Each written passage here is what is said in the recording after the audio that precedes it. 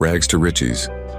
You know, I want to tell you about something interesting that happened at this fancy art gallery downtown last week. Picture this. There's this guy named Ethan, right? He's wearing these old jeans with paint splatters all over them, a worn-out t-shirt, and he's just casually walking around studying the artwork with this really intense focus in his eyes.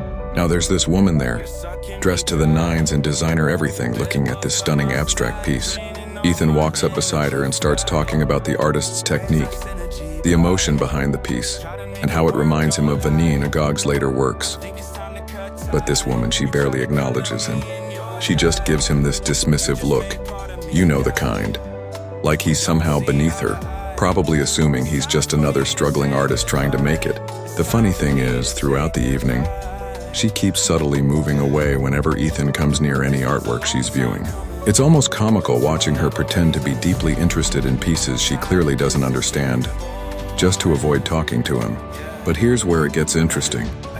As the gallery event is wrapping up, everyone's heading out to the parking lot, and that's when they hear it, the unmistakable purr of a Lamborghini Aventador. And who steps out of the ballet area? Our man Ethan.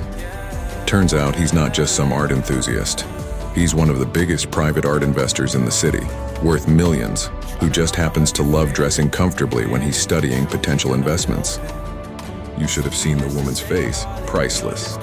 She stood there frozen as Ethan drove past, giving her a small wave and a knowing smile. Sometimes the richest stories in life are about how we treat people before we know who they are. If you enjoyed this little slice of life, make sure to hit that like button, share it with your friends, and follow for more surprising stories that remind us not to judge a book by its cover.